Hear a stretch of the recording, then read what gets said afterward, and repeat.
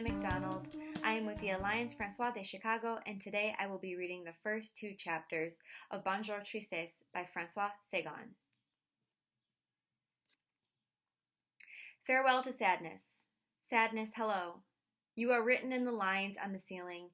You are written in the eyes that I love. You are not the same as wretchedness, for the poorest lips reproach you with a smile. Sadness, hello. Lovers' bodies love you. You are the force in love, and what's lovely in your looms like some disembodied thing, just a look that's disappointed. Sadness, you are fair of face. Paul Eulard, La Vie Immédiate. Part 1.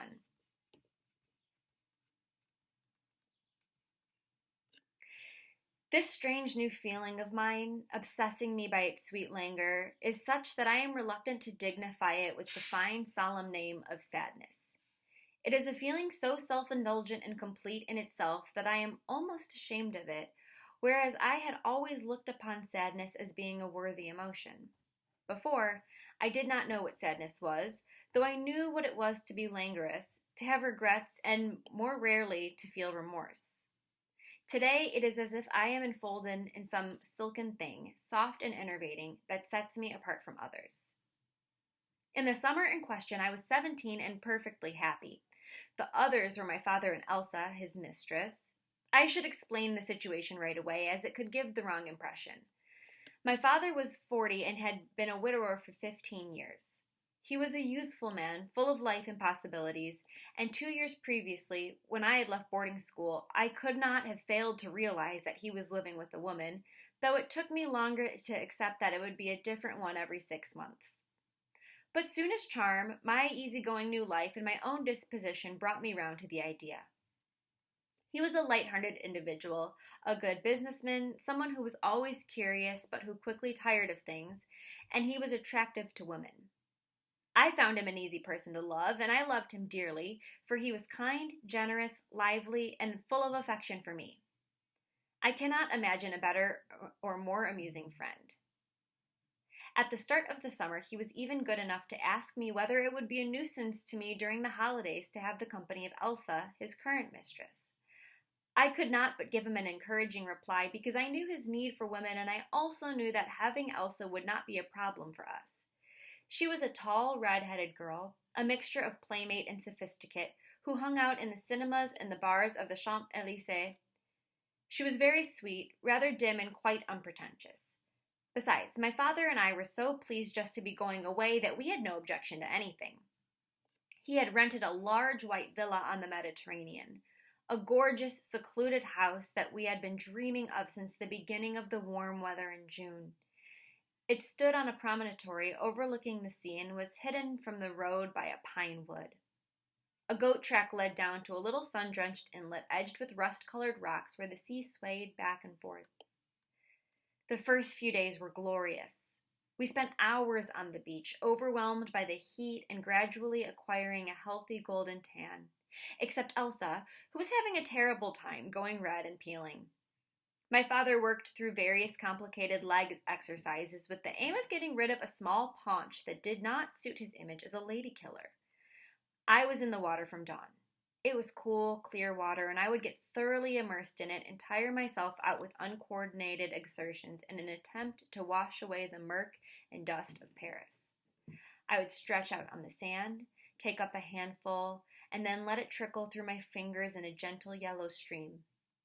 I told myself that I was trickling away like time and that it was facile to think like that and that it was pleasant having facile thoughts. It was summertime. On the 6th day, I saw Cyril for the first time. He was hugging the coast in a little sailing boat and he capsized at the mouth of our inlet. I helped him rescue his belongings, and as we laughed together, I learned that he was called Cyril, that he was a law student, and that he was spending his holidays with his mother in a neighboring villa. He had a typically Latin face, very brown, very open, and he had a sensible, reliable look about him that I immediately liked. Yet I normally avoided university students, whom I considered to be coarse and preoccupied with themselves, and, above all, preoccupied with their own youth. To them, just being young was a drama in itself, or an excuse for being bored. I did not like young people. I much preferred my father's friends, men of 40, who spoke to me with courtesy and affection, and treated me with the gentleness of a father or lover. But I liked Cyril. He was tall and could sometimes appear handsome, with a type of handsomeness that inspired confidence.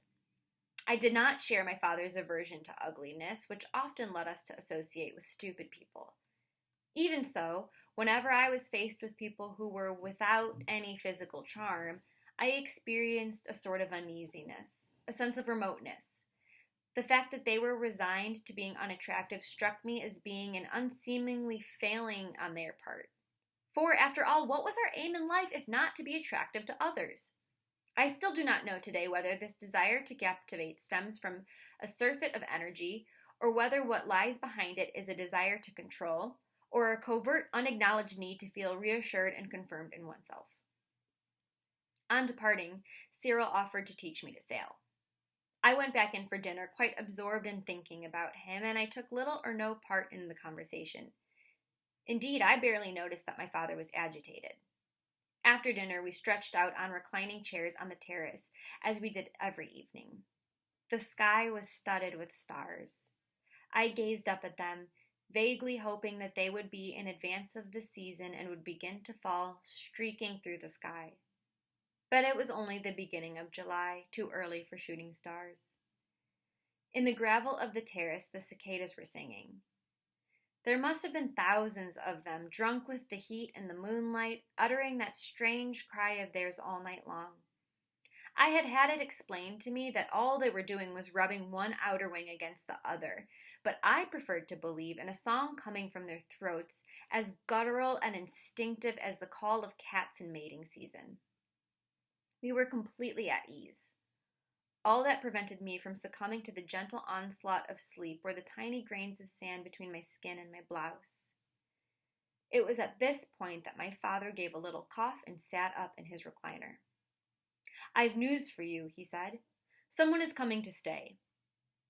I closed my eyes in despair. We were having too peaceful a time of it. It just couldn't last.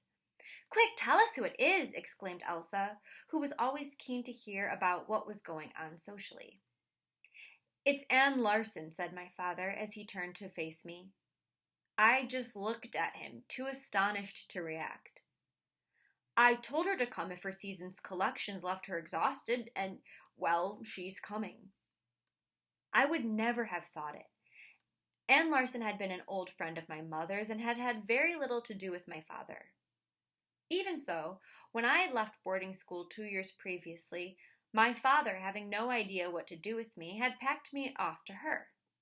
Within a week she had dressed me tastefully and had given me some lessons in life. As a result, I had become imbued with a passionate admiration for her, which she had skillfully deflected onto a man of her acquaintance. So it was to her that I owed my introduction to elegance and my first flirtation, and I was most grateful to her for that. At 42, she was a very attractive woman, much sought after, with a beautiful face that was proud, world-weary, and aloof. This aloofness was the only thing that could be held against her. She was pleasant, yet distant. Everything about her denoted an unwavering will and a serenity that was actually intimidating. Although she was divorced and in that sense free, she was not known to have lovers. In any case, we did not move in the same circles. She spent her time with people who were sharp, intelligent, and discreet, whereas the people we spent time with were noisy and insatiable. All that my father asked of them was that they be either good-looking or amusing. I think she rather despised us, my father and me, because of our fondness for entertainment and frivolity, in the same way she despised anything taken to extremes. The only things that connected us were business dinners. She worked in fashion and my father in advertising. The memory of my mother, and my own efforts to keep in touch, for even though she intimidated me, I greatly admired her. In short, her sudden arrival seemed somewhat inconvenient, bearing in mind Elsa's presence and Anne's views on education. After asking a host of questions about Anne's social standing, Elsa went up to bed. I remained alone with my father and came and sat on the steps at his feet. He leaned forward and placed his hands on my shoulders. "Why are you so skinny, my pet? You look like a little wildcat. I'd rather have a beautiful blonde-haired daughter, quite buxom, with china blue eyes, and that's not the issue, I said. Why have you invited Anne? And why has she accepted? Maybe she wants to see your old father. You never know.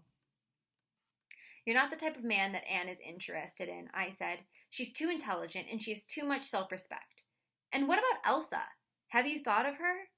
Can you imagine the conversations Anne and Elsa would have? I can't. I didn't think of that, he confessed. I admit it's a horrifying thought. Cecile, my pet, what if we just went back to Paris? He was laughing softly and rubbing the back of my neck. I turned to look at him. His dark eyes were gleaming. They had funny little wrinkles around the edges, and his mouth turned up slightly. He looked like a fawn. I began to laugh along with him, as I always did when he created complications for himself. My old accomplice, he said, what would I do without you? And I knew, from the conviction and tenderness in his voice, that without me he would have been unhappy. Late into the night we talked of love and its complications. In my father's eyes, these were purely imaginary. He categorically rejected all notions of fidelity, earnestness, or commitment, explaining to me that they were arbitrary and sterile. Coming from anyone else, these views would have shocked me. But I knew that, in his case, they did not rule out either tenderness or devotion, these being feelings which he entertained all the more readily because he believed them to be, indeed knew they were, transient. I was greatly attracted to the concept of love affairs that were rapidly embarked upon, intensely experienced and quickly over. At the age I was, fidelity held no attraction. I knew little of love, apart from its trysts, its kisses, and its lethargies.